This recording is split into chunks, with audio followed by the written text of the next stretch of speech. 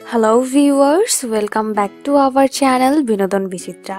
আজ আমাদের ভিডিওতে কথা বলবো বলিউডের ধাক ধাক গার্ল নামে খ্যাত বিখ্যাত অভিনেত্রী মাধুরী দীক্ষিত এবং তার হাজবেন্ড ডক্টর শ্রীরাম নেনের মধ্যকার রিলেশনের সম্পর্কে।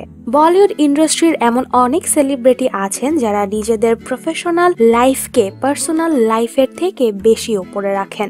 বলিউড ইন্ডাস্ট্রিতে অনেক কম মানুষই আছেন যারা সারা জীবন মাত্র একজন জীবনসাথীর সাথেই অতিবাহিত করেন, আর সমাজে তাদের সম্মানও অনেক বেশি থাকে।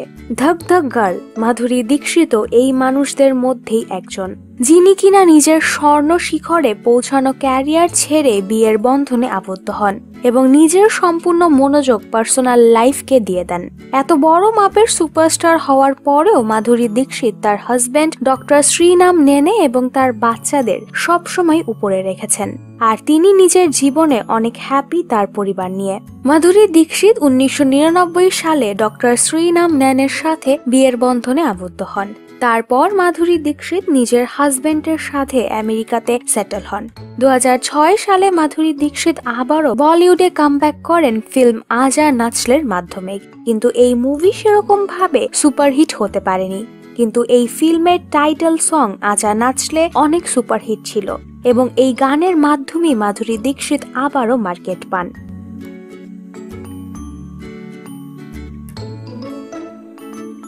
কিন্তু এই ফিল্মের পরে মাধুরী দীক্ষিত তার নাম বলিউডের ফিল্মি দুনিয়াতে আবারও অনেক বড় করার জন্য নিজের হাজবেন্ড বাচ্চাদের সাথে কখনোই কম্প্রোমাইজ করেননি।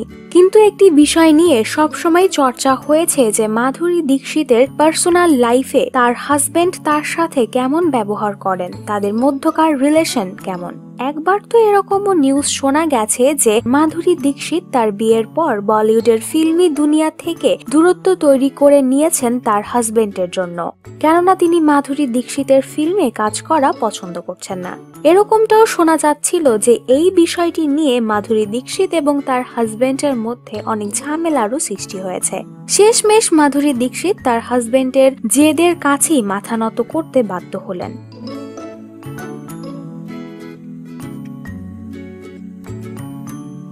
একবার একটি ইন্টারভিউর মাধ্যমে মাধুরী দীক্ষিতের কাছে জিজ্ঞেস করা হয়েছিল যে তিনি কি তার হাজবেন্ডের কারণে ফিল্মি দুনিয়া থেকে দূরত্ব তৈরি করেছেন। তখন তিনি জবাবে বলেন যে তার হাজবেন্ড এরকমটা কিছুই বলেননি যে তিনি ফিল্ম ইন্ডাস্ট্রিতে কাজ করতে পারবেন না বা অন্য কিছু।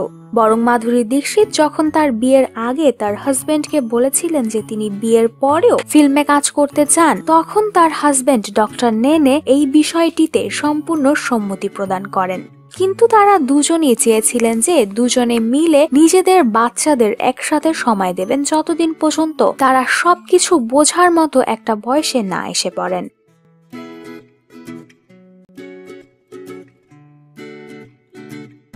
আসলে দেখতে গেলে মাধুরী দীক্ষিতের হাজবেন্ড একটু চুপচাপ স্বভাবের হলেও কিন্তু তিনি মাধুরী দীক্ষিতকে অনেক ভালোবাসেন এবং সবকিছুতেই সাপোর্ট করেন।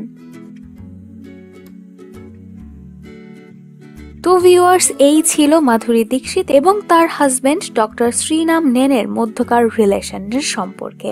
আপনার কাছে মাধুরী দীক্ষিত এবং তার হাজবেন্ডের জুটিটি কেমন লাগে অবশ্যই আমাদের কমেন্ট সেকশনে কমেন্ট করে জানাতে ভুলবেন না। ভিডিওটি ভালো লেগে থাকলে এক্ষুনি লাইক এবং শেয়ার করুন। তার সাথে সাথে আপনি যদি আমাদের চ্যানেলে নতুন হয়ে থাকেন অবশ্যই সাবস্ক্রাইব করতে ভুলবেন না। পাশের বেল আইকনটি প্রেস করে রাখবেন যাতে বিনোদন বিচিত্রার সকল আপডেট সবার আগে আপনার কাছে পৌঁছে যায়। ধন্যবাদ।